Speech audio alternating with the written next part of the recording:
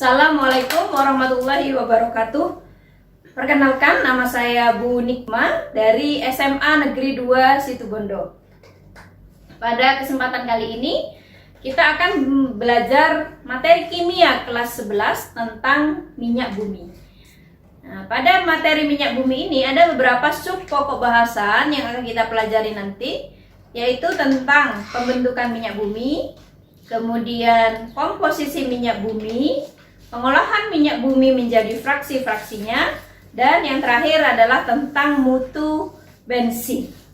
Nah, di dalam kehidupan sehari-hari, kalian pasti sudah tidak asing dengan bensin, solar. Nah, bensin dan solar merupakan bentuk-bentuk dari hasil pengolahan minyak bumi. Banyak lagi produk-produk lain dari hasil pengolahan minyak bumi yang akan kita pelajari nanti. Minyak bumi ini adalah sumber daya alam yang tidak dapat diperbaharui karena laju produksi minyak bumi itu jauh lebih lambat dari laju konsumsinya. Nah, kita sekarang belajar tentang pembentukan minyak bumi. Minyak bumi terbentuk dari pelapukan sisa-sisa organisme seperti tumbuhan, hewan, dan jasad renik lainnya yang tertimbun bersama lumpur di dasar lautan. Kemudian lumpur tersebut berubah menjadi batuan sedimen, dan sisa-sisa organisme itu akan mengalami penguraian membentuk minyak. Nah, karena minyak bumi berasal dari sisa-sisa mikroorganisme, maka minyak bumi disebut juga sebagai bahan bakar fosil. Nah, bahan bakar fosil ini merupakan sumber daya alam yang tidak diperbaharui karena proses pembentukannya yang sangat lama. Materi berikutnya adalah komposisi minyak bumi. Minyak bumi sebagian besar terdiri dari hidrokarbon. Dan apalagi bahan-bahan penyusunnya, kita ikuti terus videonya. Komposisi minyak bumi. Minyak bumi terdiri dari hidrokarbon, non-hidrokarbon, dan senyawa logam. Hidrokarbon penyusun minyak bumi sebagian besar adalah parafin, olefin, naften, dan aromatis. Parafin adalah sekelompok senyawa hidrokarbon jenuh berlantai lurus atau kita sebut alkana. Alkana yang merupakan hidrokarbon penyusun minyak bumi antara lain metana, etana, N-butana, isopentana atau 2-metil butana. Isobutana atau kita biasa sebut 2-metil propana. Kemudian isooktana atau 2,2,4-trimetil pentana. Senyawa olefin adalah kelompok senyawa hidrokarbon tidak jenuh. Contohnya yang terdapat dalam minyak bumi adalah etena, propena, dan butena. Kemudian hidrokarbon penyusun minyak bumi yang lain adalah naften. Naften adalah senyawa hidrokarbon jenuh yang membentuk struktur cincin dengan molekul CnH2n. Contohnya adalah siklopentana, kemudian sikloheksana, dan metil siklopentana. Kemudian senyawa aromatis yaitu hidrokarbon tak jenuh yang berintikan atom karbon yang membentuk cincin benzen. Senyawa aromatis itu antara lain adalah metil benzena dan naftalena. Kemudian senyawa non-hidrokarbon penyusun minyak bumi antara lain senyawa yang mengandung belerang, nitrogen, dan oksigen. Namun, senyawa-senyawa belerang itu tidak dikehendaki. Karena yang pertama dapat menimbulkan bau tidak sedap dan korosif pada produk pengolahan. Kemudian, dia juga mengurangi efektivitas zat-zat pada produk pengolahan. Senyawa belerang juga meracuni katalis-katalis perengkahan. Dan utamanya kenapa tidak dikehendaki karena menyebabkan pencemaran udara. Demikian juga senyawa-senyawa nitrogen.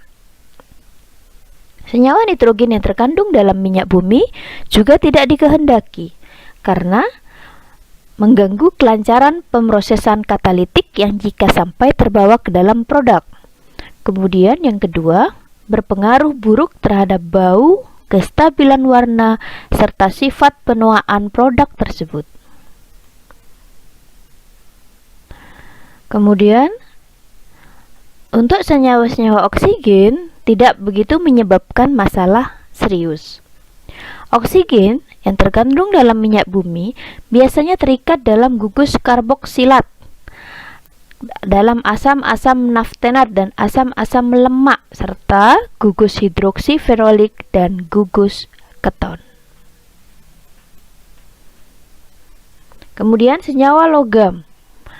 Senyawa logam yang terkandung dalam minyak bumi antara lain vanadium, nikel, dan natrium. Minyak bumi mengandung 0,01 sampai 0,05% berat logam. Logam-logam ini terdapat dalam bentuk garam terlarut dalam air yang tersuspensi dalam minyak.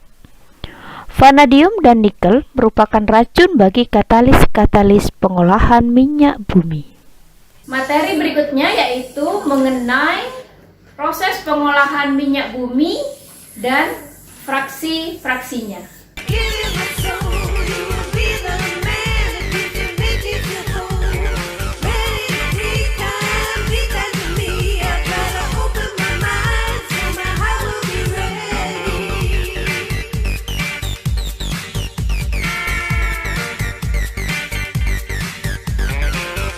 Proses pengolahan minyak bumi. Setelah pengeburan, dihasilkan minyak mentah atau crude oil berwujud cairan kental berwarna hitam yang belum dapat dimanfaatkan. Minyak mentah ini, seperti dijelaskan di awal, merupakan campuran dari beberapa senyawa seperti alkana, alkena, dan lain sebagainya. Untungnya, terdapat cara yang mudah untuk memisahkan komponen-komponennya, yaitu berdasarkan perbedaan titik didih. Proses pemisahan yang didasarkan pada titik didih ini disebut destilasi. Prinsip inilah yang digunakan dalam pengolahan minyak bumi.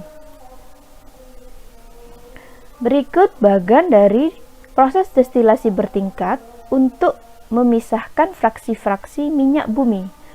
Jadi di sini adalah tempat untuk meletakkan minyak mentah, dipanaskan ya. Kemudian satu persatu fraksinya akan dibentuk atau dihasilkan berdasarkan dari kenaikan titik didihnya. Untuk yang pertama, C1 sampai C4 dengan titik didih di bawah 20 derajat Celcius dihasilkan gas yang biasa kita sebut LPG yang digunakan sebagai bahan bakar untuk rumah tangga, industri, dan lain sebagainya. Kemudian fraksi yang kedua yaitu C5 sampai C6, titik didih berada di antara 20 sampai 60 derajat Celcius, yaitu dihasilkan petroleum ether yang digunakan sebagai pelarut-pelarut non-polar. Kemudian C5 sampai C10 dengan titik didih 60 derajat sampai 100 derajat Celcius, yaitu dihasilkan bensin untuk bahan bakar kendaraan bermotor. Kemudian fraksi yang keempat yaitu C12 sampai C14 dengan titik didih 120 sampai 200 derajat Celcius, yaitu dihasilkan kerosin salah satu fungsinya adalah untuk bahan bakar pesawat terbang. Ya. Kemudian C14 sampai C18 200 sampai 250 derajat Celcius dihasilkan solar untuk bahan bakar kendaraan juga ya. Kemudian C18 sampai C20 itu sekitar 250 sampai 300 derajat Celcius. Fraksi yang dihasilkan yaitu oli, yaitu sebagai minyak pelumas pada mesin biasanya ya. Kemudian C20 sampai C22 sekitar 300 sampai 400 dihasilkan lilin. Kemudian fraksi yang terakhir dengan C di atas 25 atau titik didih di atas 400 derajat Celcius yaitu dihasilkan aspal yang biasa digunakan untuk pengeras jalan. Kalian pernah membeli bensin di pom bensin kan? Nah, di sana kalian pasti melihat ada beberapa jenis bensin. Ada premium, pertalite, pertamax. Nah, ada daftar harganya juga. Premium dengan pertamax harganya pasti berbeda. Ingat, harga pasti menentukan kualitas. Jadi, premium, pertalite, pertamax itu pasti berbeda kualitasnya. Nah, sekarang akan kita pelajari apa yang menyebabkan perbedaan kualitas pada bensin-bensin tersebut. Mutu bensin. Seringkali kalau kita ke pom bensin kita melihat tulisan ada premium, pertamax, dan pertalite. Pasti ada angka yang mengikuti setiap jenis bensin itu, seperti pertalite 90, pertamax 92, pertamax turbo 98. Angka-angka ini disebut sebagai angka oktan. Angka-angka oktan itu adalah angka yang menentukan mutu bensin. Ada dua senyawa yang digunakan untuk menentukan nilai oktan, yaitu N-heptana dan iso-oktana. Perjanjian untuk menentukan nilai oktan dapat kita lihat pada tabel ini. Senyawa N-heptana mempunyai nilai oktan 0. Senyawa iso-oktana atau 2,2,4-trimetilpentana mempunyai nilai oktan 100. Untuk lebih memahami, kita lihat contoh berikut. Pada bensin premium 82, artinya bensin premium ini mempunyai angka oktan 82. Artinya mutu bensin premium ini ekivalen dengan campuran 82% volume iso-oktana dan 18% volume N-heptana. Untuk lebih memahami lagi, kita lihat lagi contoh yang kedua. Pertamax 92. Artinya bensin Pertamax ini memiliki angka oktan 92. Artinya mutu bensin Pertamax ini ekivalen dengan campuran 92% volume iso-oktana dan 8% volume N-heptana. Demikian pembelajaran kimia tentang minyak bumi pada hari ini. Semoga bermanfaat. Mohon maaf bila ada kekurangan. Tetap di rumah, tetap jaga jarak, dan tetap jaga kesehatan. Terima kasih. Assalamualaikum warahmatullahi wabarakatuh.